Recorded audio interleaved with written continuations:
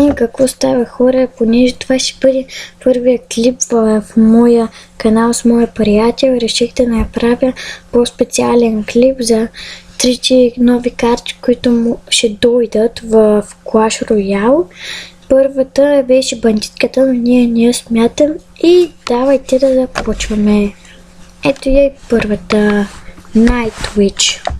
Legendary карта Чуруп ще бъде 4 елексир, на секунда изима по 190, кръвта е 750, пък иначе тук те изима по 285 на дамиджа.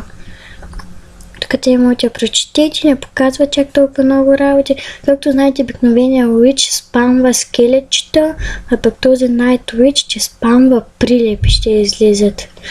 По-надалеч, като стигнем, ще видите и прилепите. Нека да продължим. Ето го и Health спела.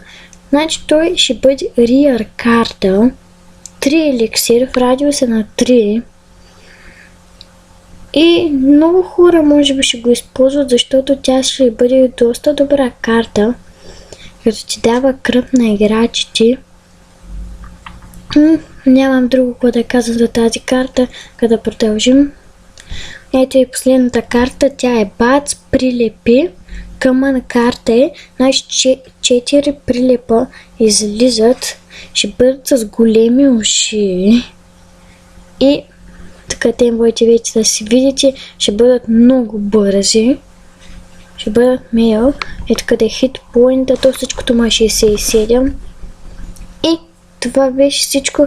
Ако ви е харесал канала, ударете един лайк и се абонирайте. После, ако може, ще правя и друг клип, само да имам време.